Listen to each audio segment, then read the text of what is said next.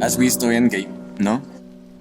¿Qué hubieses hecho tú en caso de ser Thanos? ¿Hubieras matado a la mitad de la humanidad solamente para salvar a la humanidad en un futuro? Si es así, ¿crees que eso hubiese sido lo correcto? Matar puede llegar a ser correcto si en ese caso salvarás otra vida, o no está justificado bajo ninguna circunstancia. ¿Cuándo es correcto lo incorrecto y cuándo es incorrecto lo correcto? ¿Lo eliges tú o ya está escrito? De eso venimos a hablar hoy. De la moralidad, acerca de cómo surge, cómo funciona dentro de nuestra sociedad. Hoy no estamos solos, hoy nos acompaña una nueva persona. Por favor, Presentes. Bueno. Mi nombre es Rodolfo Vargas, algo ya me conozcan, soy de E2, la otra sección de electrónica, y pues aquí estaremos filosofando un rato. En esta ocasión, creo que deberíamos empezar a hablar la concepción de moralidad que tenemos cada uno de nosotros individualmente. ¿Qué es moralidad para ustedes? No tengo un concepto o una definición de moralidad tan simple como para poder encasillarlo en una definición de diccionario, pero creo que moralidad es lo que define lo que es bueno y qué es malo. Si tu pregunta se refiere a qué considero yo bueno y qué considero yo malo, Es demasiado... es bastante ambiguo, pero consideraría bueno lo que es hasta cierto punto bueno para las personas y para mí. Por ejemplo, para cederle el paso a una persona en la calle o ayudar a una ancianita en un semáforo, me ayuda a mí porque me hace sentir bien y ayuda a la ancianita porque cruza la calle. Así que me parece que es una acción buena.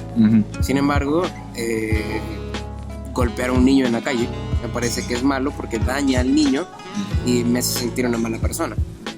Así que es una acción mala directamente. El hecho de que me haga sentir mala persona me hace sentir mala persona porque ya tengo la concepción moral de que hacer eso es malo. Así que el hecho de dañarlo me hace sentir mal porque es algo que ya consideraba malo. Si no tuviese moralidad, probablemente no me sintiera mal. Pero el hecho de dañarlo ya de por sí es una acción mala. Así que... ¿Qué opinas, Fito? En realidad, les voy a leer realmente la definición de moral. Me parece bien. Bueno, establecido ya por alguna academia, Por la RAE. por la RAE básicamente.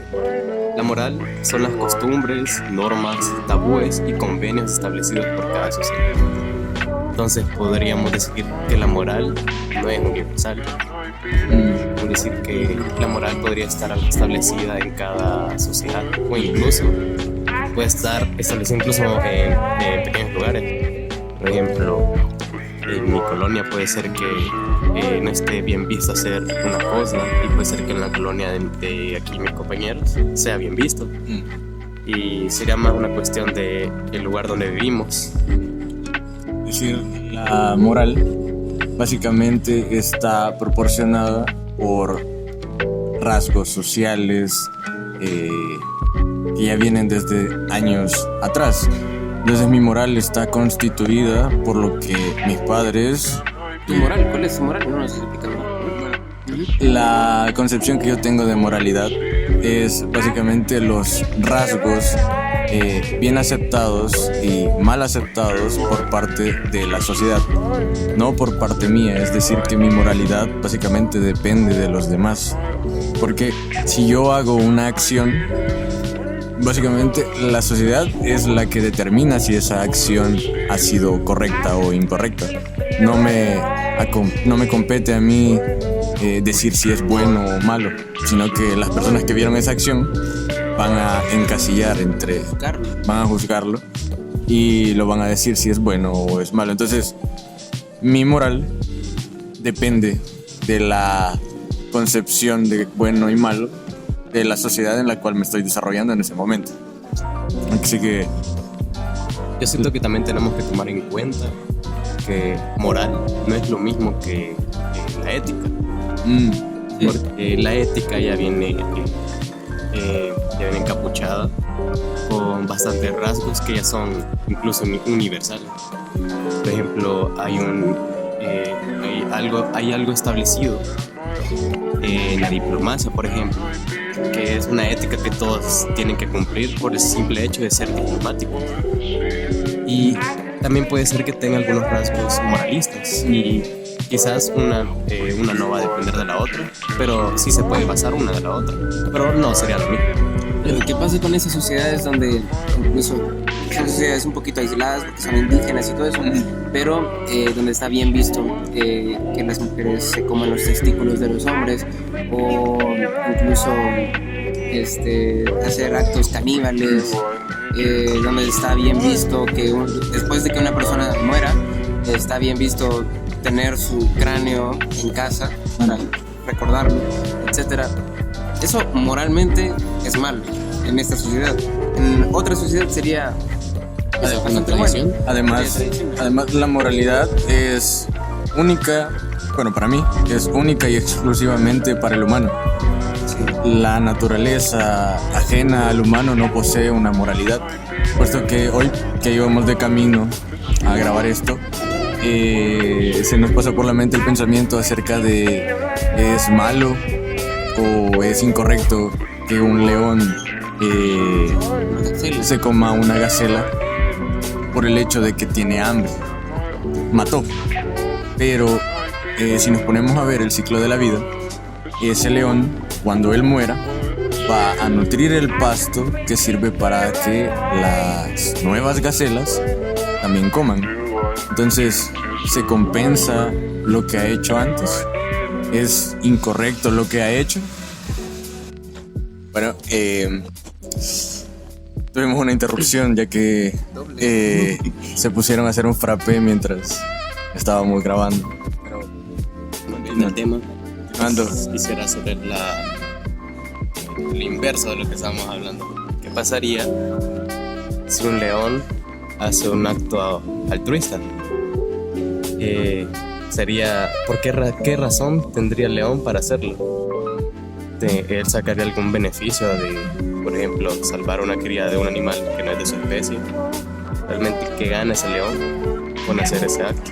Básicamente, es japonesa, una gallina que al final de su vida conoce unas hienas, pero esa hiena tiene crías y no ha podido alimentarlas. Entonces la gallina se sacrifica y le dice que se la coman para poder salvar las crías de la hiena. Entonces, obviamente esto es una película, pero ¿crees que haya una forma de encasillar lo que es correcto y lo que no en cuanto a la naturaleza ajena al humano? Más específicamente, los animales ¿poseen un tipo de moralidad o solamente se guían por su instinto? Entonces, ¿se podría encasillar como correcto o incorrecto o solamente es el instinto de los animales? ¿Qué opinan ustedes? Yo sinceramente creo que es instinto. Y creo que, decía Freud que si el ser humano no tuviera limitantes sería otro animal.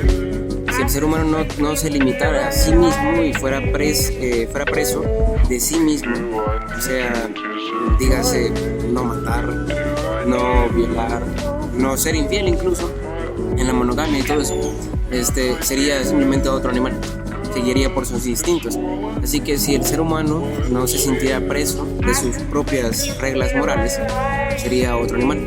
Los animales no son presos de ninguna regla moral, así que solo son animales. ¿Qué piensan de los animalistas que dicen que los animales tienen sentimientos? ¿Eso no sería quizás un poco de que los animales sí tienen moral, pero quizás de una manera distinta a la nuestra? Yo sinceramente creo que los animales no tienen directamente sentimientos, pero sí sistema nervioso, así que pueden sentir dolor. Nosotros le hemos dado el nombre de sentimientos como una forma de encasillar lo que sentimos. Pero ¿qué es lo que sentimos? Son impulsos nerviosos. y no solamente nerviosos. Por ejemplo, cuando yo me siento, no sé, triste o decaído, lo que yo siento es como un malestar en el estómago, pero solo es una forma de reflejarse la segregación de líquidos que están dentro de mí, a lo cual yo llamo angustia, tristeza, depresión o soledad. También cuando creamos una falsa felicidad con la droga, que puede ser que aumenten tu dopamina, entre otras innovaciones que pueden ser que aumenten este líquido en tu cuerpo que te hace realmente ser feliz. Ahora, de una manera química, pero lo hace. Vámonos al animal más cercano a nosotros. Quería mencionar con respecto a las drogas, existe, ya voy mencionando como 3 veces, este mismo libro, El Mundo Feliz, de Aldous Huxley. En El Mundo Feliz existe el soma, que es una droga que hace felices a las personas. Está mal o mal visto estar triste. De hecho, es una característica bastante mala, estar triste. Pero te interrumpo ahorita. En nuestra sociedad ya está mal visto estar triste porque, Sí. o sea, vos mencionas a alguien, hey, estoy triste, y te dice, ¿y ahora por qué? Ajá, entonces es como, no sé, como que la tristeza ya está mal vista en nuestra O me sociedad. siento mal, pero hay niños en África que no comen. ¿Por qué te sientes mal vos? Que tu tristeza vale menos que la tristeza de los demás. Sí, bueno, en teoría está bien visto dentro del mundo de un mundo feliz, ser feliz todo el tiempo. Pero en nuestro mundo está mal visto ser feliz todo el tiempo porque es una distopía. Es un mundo totalmente anti-ideal. El estar feliz siempre es un mundo anti-ideal. Entonces, un mundo distópico. Entonces, hasta cierto punto, estar feliz todo el tiempo o estar triste todo el tiempo es lo contrario a lo bueno. O incluso es imposible, porque para que haya un blanco tendría que haber un negro, aunque usted no es racista. Pero siempre tiene que haber un contrario para que exista su contraparte, porque incluso eso dice de la felicidad. No sé si ustedes han visto Inside Out. Intensamente. Ahí dan un mensaje bastante claro de que la tristeza incluso es necesaria para nuestra vida. Incluso eso nos hace como hacer una introspección de nosotros e incluso de nuestro alrededor para volver a ser felices. Y podemos citar la filosofía oriental, y es que cuando Lao Tse decía que pensabas en lo bueno, inmediatamente existía lo malo. Entonces, es cierto, la contraparte debe ser necesaria para que exista la otra parte. El blanco no puede ser blanco si no existe negro. Es como ir a un debate con solo un participante, o sea, no tendría sentido. Entonces nosotros a lo que nos queremos referir con felicidad Diga la tristeza. son los flujos de neurotransmisores en tu cerebro, los cuales producen sensaciones. Entonces, los animales, yo hasta donde creo, tienen que tener ese flujo de neurotransmisores, porque en el acto sexual supongo que han de tener que liberar ciertos neurotransmisores en los cuales produzcan placer al hacer la reproducción sexual. Para que tengan ese instinto de reproducirse entre ellos. Sí, bueno, en teoría nosotros también lo tenemos, así que funciona prácticamente de la misma manera. El único problema es que en todo caso serían prácticamente iguales. Este tipo, Jordan Peterson, menciona el ejemplo de las langostas, que las langostas tienen sistemas jerárquicos a pesar de que su sistema nervioso central es simplismo, es muy simple comparado con el de nosotros. Es muchísimo, infinitamente más complejo, pero aún así tienen sistemas jerárquicos. Pues no piensan, no tienen ni siquiera cerebro, pero tienen sistema nervioso. Directamente no tienen cerebro para procesar los impulsos nerviosos, pero sí tienen sistema nervioso. Y el hecho de que tengan sistema nervioso hacen que tengan una sociedad jerárquica, igual que nosotros. Entonces, ¿de dónde viene la moralidad si no del cerebro? Hablemos de moralidad sin llamarle moralidad. A lo que le llamamos moralidad es al sentimiento de sentirte bien o sentirte mal después o anticipadamente de realizar una acción en concreto. Eso es moralidad. Entonces, los animales premeditadamente tienen que cazar, o sea, lo planean, pero ellos no se sienten mal cuando van a matar, porque lo que van a matar lo van a utilizar para comer ellos. Es una necesidad biológica. Y van a servir para alimentar a sus crías.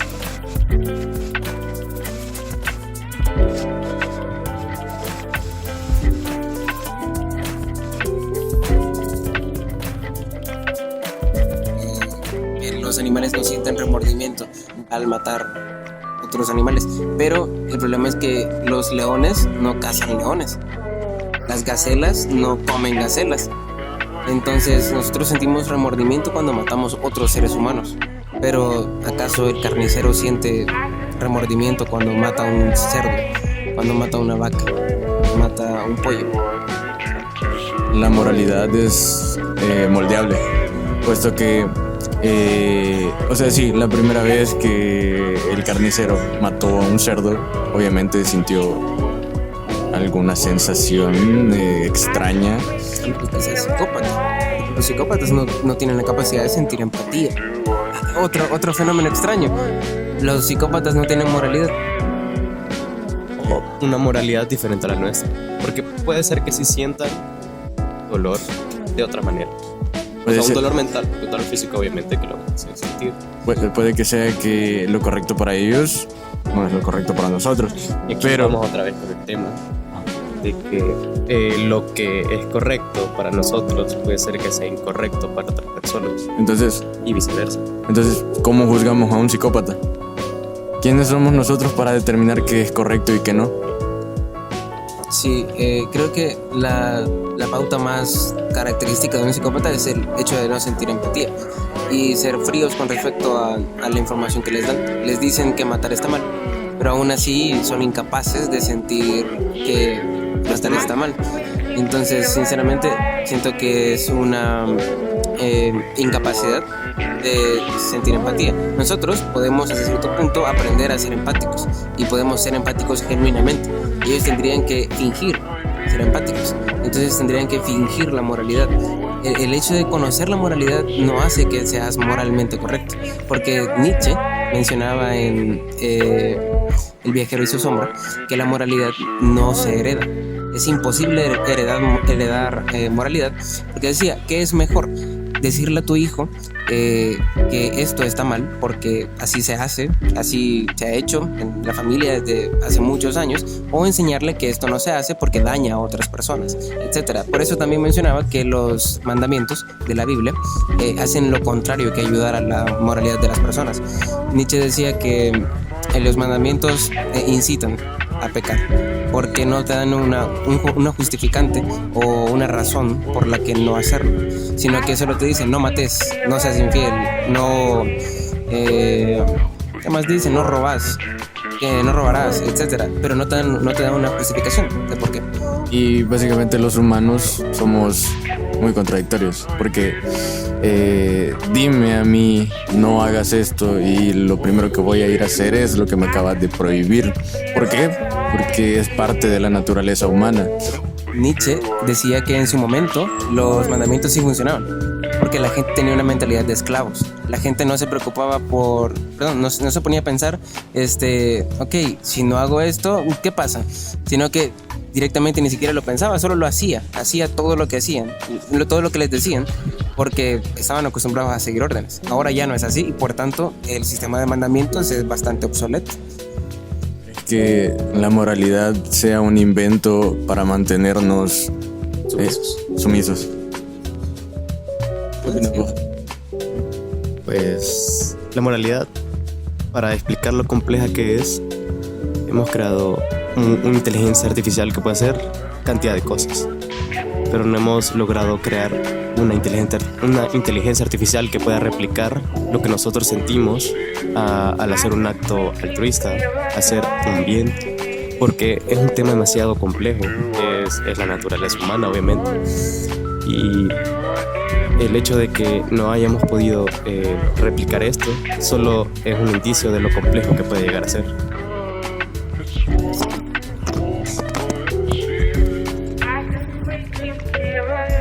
Hace tiempo estaba viendo un video de The School of Life, vimos en el canal hace tiempo, en el que se trataba de replicar el arte.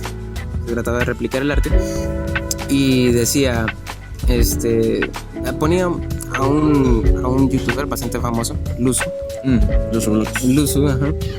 a identificar cuál de los 5 cuadros que se presentaban estaba hecho por una inteligencia artificial, y no pudo, porque realmente era bastante difícil intentar. Y aquí entramos en otro tema. ¿Qué es arte? ¿Qué no es arte? Porque yo escuchaba sobre un youtuber también que el arte realmente es muy subjetivo.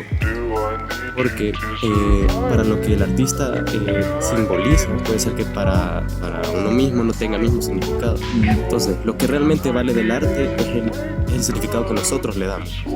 Es en ese momento cuando la obra de arte toma un valor en nosotros. Pero eso ya nos estamos yendo por las ramas. ¿El arte es moral o es inmoral? De ahí mencionamos en el podcast anterior, hay partes del arte de la generación beat que es directamente inmoral. Está contrario a lo que se considera éticamente correcto. Y hace poco vi una película, se llama El lado oscuro del corazón. Es sobre un poeta que es amigo de un escultor, y ese escultor esculpía la sexualidad, es decir, esculpía los órganos reproductores de las personas. Cuando las expuso en una galería de arte, fue a la cárcel porque lo acusaron de alteración al orden público. Entonces, la escultura es un arte, pero cuando esculpí ciertas cosas, Dejan de ser arte. Es un arte inmoral subjetivamente, puesto que hay personas que quisieron comprar esas obras, pero hacia lo establecido a la ley es incorrecto, altera el orden público. ¿Por qué? Porque somos una sociedad compuesta de valores conservadores, y al ser conservadores nos han impuesto una moral de lo que es correcto y lo que no, y así se debería mantener durante toda la existencia. Pero ¿no crees que ya quedaron obsoletos las formas de ver lo correcto y lo que no desde tiempos de atrás reflejados ahora? O sea, antes era, por ejemplo, inmoral el salir desnudo a la calle. Ahora salir desnudo a la calle es un símbolo de protesta. Sí, así como lo hemos estado viendo en las actuales artes feministas. Exactamente, es un símbolo de protesta, a los cuales muchas personas no es inmoral, sino es más bien un símbolo de protesta. Entre muchas comillas, valiente. Y entonces, ¿es correcto eso ahora? ¿Y quién es el encargado de regular lo correcto y lo que no? Y aquí entra un punto bastante importante, que es la democracia. O sea, Borges... La democracia moral. Borges decía que la democracia era el claro abuso de la mayoría, ¿verdad? Entonces, si la mayoría, no sé, son idiotas, y solo porque son la mayoría van a tener la razón, debo hacer lo que ellos dicen. Sócrates también estaba un poquito en contra de la democracia. Por el mismo punto, que la mayoría de gente no tiene la capacidad de... No estaría capacitada en todo caso. Entonces la democracia es un claro abuso de la mayoría. Entonces pasemos de la democracia a la moral. La moral es un claro abuso de derechos y de formas de comportamiento muy conservador. Es un abuso de la misma democracia, porque ¿quién determina las leyes de la moralidad? Las personas, porque las personas conforman la sociedad. Y si la mayoría determina las leyes de la moralidad, entonces las leyes de la moralidad están regidas por personas que tal vez no sean lo suficientemente capacitadas. Por ejemplo, citemos lo del otro lado del mundo. Hoy veníamos hablando aquí con Rodolfo acerca de los árabes. Para ellos y su religión, es totalmente correcto ir y explotarse en medio de un centro comercial en el nombre de su Dios. Pero para los de nosotros Es una locura completamente. es completamente inmoral matar a los demás en nombre de tu Dios. Pero ellos creen y tienen asegurado un puesto después de la muerte. Entonces no sería también inmoral para ellos porque sería un acto egoísta. Porque se estarían ganando un puesto en o sea, que lo que profesan principalmente. Ajá, entonces también cuando haces algo correcto, pero con otro sentido, en vez de que sea, digamos, yo hago algo por vos, pero porque voy a esperar algo a cambio. Eso termina siendo hasta cierto punto moral o inmoral. Porque Sí. te estoy haciendo bien, pero por esperar algo a cambio. Es algo egoísta. Y el egoísmo es inmoral, pero hice algo bien, moralmente correcto. ¿Qué es moral y qué no ahí entonces? Creo que aquí entra lo que decía Nick, que la moralidad heredada sin saber por qué está mal. Directamente es inmoral la moralidad que no se sabe por qué es moral. Si no sabes que estás haciendo un acto bueno, pero aún así estás haciendo un acto bueno, en realidad no es un acto bueno, solo es un acto. ¿Te acordás del experimento de los simios? ¿Cuál? El de las bananas y la regadera. No. Sí. Hay 3 simios, están siendo estudiados. Estos 3 simios están en una habitación en la cual en el techo hay regaderas y hay una escalera que da a un racimo de bananas. Al principio se están adaptando a la situación y un simio ve las bananas y empieza a subir la escalera. Y cuando está a punto de tomar las bananas, abren la llave de las regaderas y mojan a los simios. Entonces, allí se comprende algo, que cada que el simio suba por las bananas, se van a mojar.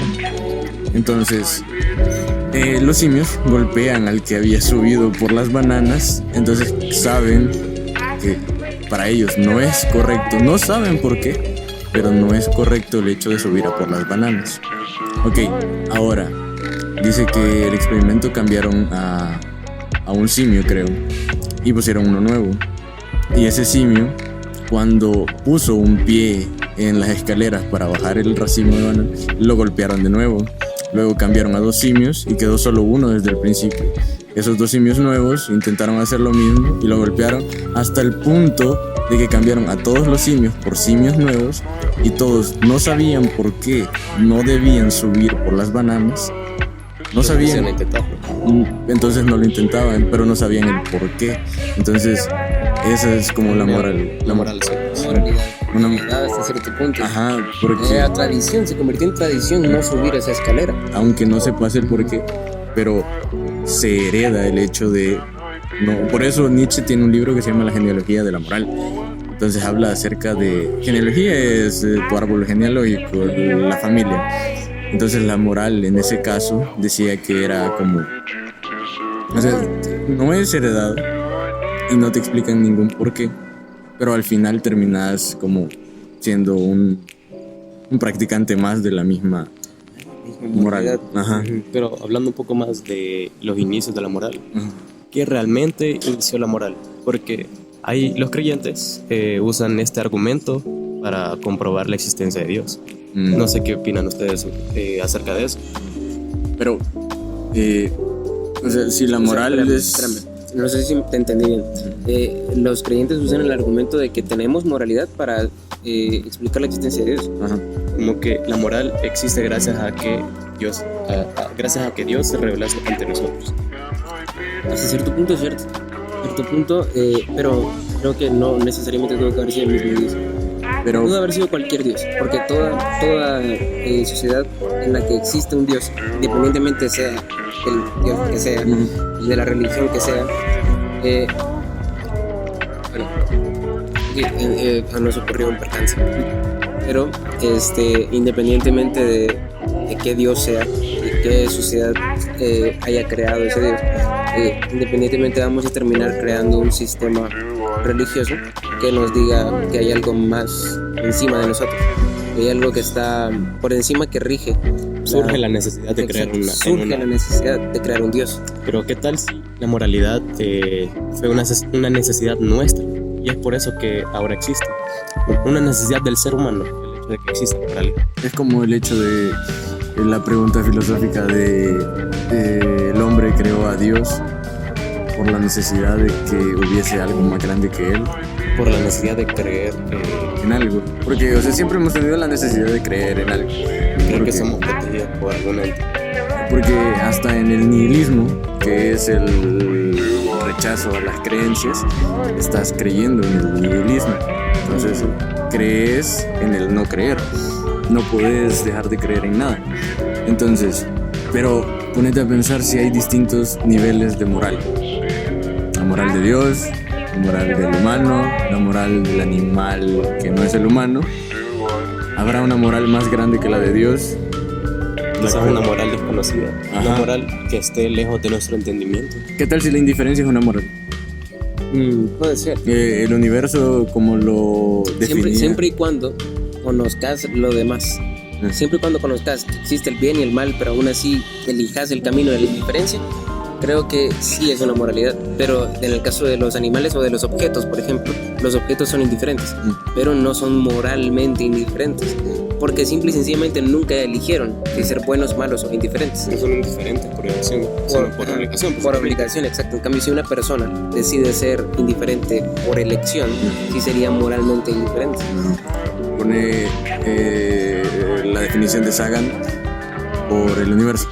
El universo no es benigno ni maligno, sino indiferente. Ahora trata al universo como un objeto. Entonces no tiene ni la moralidad de la indiferencia, sino más bien la obligación de la indiferencia. Entonces eso nos obliga a nosotros a crear un sistema en el cual no sea obligatoriamente, sino más bien de elección. Y ahí es donde creamos a Dios. Yo quería plantear una idea de que puede ser que sea un acto moralmente incorrecto, y es el de la oración a un Dios. Que cuando oras a un Dios, básicamente estás pidiendo, por ejemplo, estás orando porque tu hijo gane el partido de mañana. Entonces, viéndolo de otra manera, estás orando para que el equipo de otra persona pierda. Entonces, ¿estaría moralmente correcto hacerlo o no? Nunca me había puesto a pensar eso. Sí. Pero, es cierto, porque mientras vos ganes vas a ver a alguien que pierda. Mientras... Por verdad, alguien va a ganar, así que... Entonces, ¿hasta qué punto es correcto poner mi individualidad antes que la de los demás? Y es por esto que surge el panteísmo. No sé si tienen idea de qué se trata. Es un Dios que, puso las reglas del juego y la es indiferente a lo que pasó después. Entonces, creo que es debido a esta moralidad que surge en la oración que existe este panteísmo. Es un Dios al que le es indiferente lo que está pasando en la tierra. Hace poco vi un video de Treeline que era acerca de dilemas morales. Y había la historia de, en ciertas ocasiones, las personas eligen que cuando se ocurra un accidente no sean resucitadas mediante el desfibrilador. Se ponen un tatuaje que dice no revivir. Y un día llegó una persona con ese tatuaje en un estado de un accidente, es decir, estaba en coma y necesitaban revivirlo. Pero no revivir. Si lo revivían, dice que se podían enfrentar a una demanda por ir en contra de lo que querría el paciente. Y si no lo reviven porque creen que el tatuaje es de broma, sería moralmente incorrecto, sino ilegal. Porque lo estarían dejando morir. Entonces, ¿qué es correcto y qué no? En ese caso, hay un dato. Existen consultores morales a los cuales vos tenés un problema moral, los llamás y ellos te dicen opinión moral. Su opinión de qué puede ser lo más correcto y lo que no. Lo más correcto para un bien común, o lo correcto para esa persona. Exacto. Entonces, también ahí está un enfoque diferente. Entonces les aconsejó que no lo revivieran. pero lograron contactar a uno de los amigos y le habían dicho que no, que ese tatuaje era de broma. Se lo había hecho en una apuesta, estaba jugando póker, no sé, y perdió y se lo tuvo que tatuar. Entonces cuando lo revivieron, o sea, sí revivió, pero murió el siguiente día. Entonces, ¿qué fue lo correcto? Ir en contra de la voluntad por una buena moralidad será lo correcto, es incorrecto. El viaje interestelar te aplica eso también. Dejar detrás tu familia por el hecho de buscar una nueva forma de vida, no solamente para tu familia, sino para la humanidad entera. Pero eso requiere el sacrificio de no estar con tu familia y puede que mueran. Así que es correcto salvar a la mayoría sacrificando a una minoría, o sacrificar a todos sin tener que matar a ninguno. ¿Qué es más? Al fin y al cabo, el hecho de sacrificar a todos para no matar a ninguno sería no hacer nada, sería ser indiferente. Sería el hecho de como que si no existieras. ¿Y la indiferencia es correcta o incorrecta? Yo creo que depende del contexto, porque incluso existe la como complicidad dentro de la ley. La complicidad. Si ves a alguien matando a otra persona, te deja viva y no decís nada, te pueden acusar de cómplice, porque lo viste y no dijiste nada. O incluso, de hecho, no creo que te puedan acusar de no haber hecho algo en contra de la persona que lo mató, pero sí de no decir nada. Entonces, a cierto punto creo que sí es inmoral no decir nada. Ser indiferente, exacto. Básicamente nosotros moldeamos nuestra moral diariamente mediante las acciones que tomamos y las que no. Porque desde que somos unos niños, o sea, nos dijeron, no hagas eso, pero al final lo terminamos haciendo, y cuando lo hacemos, la sensación que produce en nosotros es la que nos sirve para tomar la decisión de volverlo a hacer, ¿no?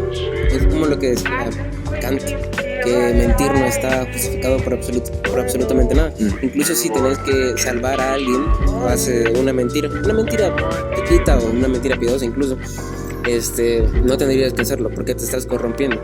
Y si te empezás a corromper, te vas a terminar corrompiendo al final. Entonces, Kant decía que la moralidad del ser humano es, como lo que veíamos hace rato, es el deber de mantenerte puro. Entonces, cuando nos dice que no tenemos que mentir ni siquiera para salvar a una persona, que son dos cosas muy, muy diferentes en cuanto al tamaño de la causa o de lo que va a causar. Si mentís, pues va a causar un poquito de arrepentimiento moral, pero no pasa absolutamente nada más. En cambio, si mentís, pues salvas a una persona. Si no mentís, se muere una persona.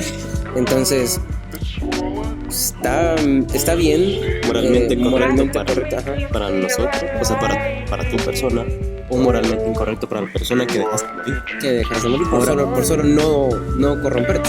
Ahora sería hasta egoísta incluso. Pongámonos en situación nosotros. ¿Qué harían? Yo, con mi moralidad, sí mentiría. Sí. Porque básicamente no es que sea la primera vez que vayamos a mentir ni la última. Pero por eso lo dice Kant. Porque si fuese la segunda vez ya sería plausible. Pero Kant dice que nunca tiene que existir la primera vez. Y por eso dice que no tenés que mentir ni para salvar a alguien, porque después ya sería plausible decir, no, si mentí para salvar a alguien, puedo mentir por esto. Entonces, pero si te corrompes, ¿cuáles serían realmente las consecuencias? Básicamente somos unos seres corrompidos ya. Sí, entonces, venimos corruptos. Entonces, y ahí entra la naturaleza del hombre. Hoy estábamos viendo un video acerca de siete filósofos, los cuales exponían la naturaleza humana, y muchos decían que nacemos buenos, nacemos malos, otros que nacemos indiferentes, pero la sociedad nos hace nos hace comprometernos moralmente. Lo que decía Rousseau. Rousseau decía que el ser humano es bueno por naturaleza, pero la sociedad lo corrompe. Entonces, y Marx decía que no tenemos ninguna naturaleza, nosotros la tomamos mediante factores sociales. Entonces, ¿hasta qué punto podemos llegar a definir la naturaleza humana? Yo creo que esta pregunta no tenemos por qué responderla a nosotros. Somos unos simples adolescentes queriendo tener una charla. Pero creo que lo importante aquí es que ustedes se formen una opinión y no se dejen llevar por lo que dicen los demás, sino porque realmente tengan una convicción de lo que creen. Y ahora yo les pregunto, ¿ustedes qué harían? ¿Estarían dispuestos a mentir para salvar a una persona? O pongámonos en el idealismo de que nunca hayamos mentido, ¿ok? Y tengan que mentir por primera vez para salvar a una persona. Se corrompieran ustedes mismos, empezarían a pecar, empezarían a corromperse para salvar a otra persona. Y piénsenlo, ¿qué harían realmente ustedes?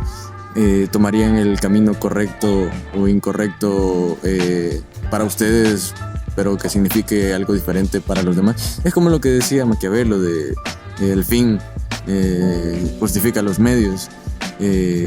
Para salvar al mundo tengo que matar a la mitad. Es el que dice que también las guerras son necesarias. Ajá, es el mismo. Entonces, ¿qué harían ustedes? Formen su moral y no sean, no sé, como la moralidad que describía Nietzsche, que era, ni la moral de esclavos. No digan que yo soy así, porque no sé, no porque soy así. Tienen que realmente formarse un porqué de las cosas. Además, cuestionenme ahorita a mí mediante lo que les estoy diciendo. No tienen por qué tomar esto que les estoy diciendo como que realmente se lo van a cuestionar, ¿no? Porque realmente en eso se basa todo el conocimiento humano, en preguntarse el porqué, en tratar de debatir acerca de temas. Es ahí en donde se crean todas las grandes genialidades que hay en ese mundo. Es que creo que eso es nuestro. Ya nos explayamos un poquito porque llevan 42 minutos. Creo que con edición llegamos a los 42. Pero sí, formen su moralidad mediante distintas ideas y ya sea que nos hagan o no caso mediante lo que les estamos diciendo. Se fue una opinión contraria, pero si no hubiese existido nuestra opinión, no pudieron haber formado su opinión contraria. Entonces ya logramos algo. Sea lo que sea que vayan a hacer en este momento, aparte no, pero ya sea si lo cuestionan o no, ya es en base a lo que les dijimos, porque ellos mismos no pueden no decidir. Porque al no decidir, están decidiendo no decidir. Entonces, cuestionense si estamos diciendo que podemos decidir o si estamos completamente locos. Conformen su propia moral y no vayan con la corriente. Creo que esa es la enseñanza del amor. Sí, estudien también. Lean mucho. Y creo que eso es todo por hoy. Sí, bueno, nos vemos en el siguiente podcast. No sabemos qué día, pero nos vemos en el siguiente podcast. Esperamos subirlo de Navidad. De Navidad, exacto. Ya veremos si alcanzamos a editarlo. Si no, espérenlo hasta el jueves. Así que bueno, pues un honor estar aquí. Posiblemente aparezca posteriormente en algún otro podcast. Y pues estuvo bastante bien la plática. Esto es todo. Gracias.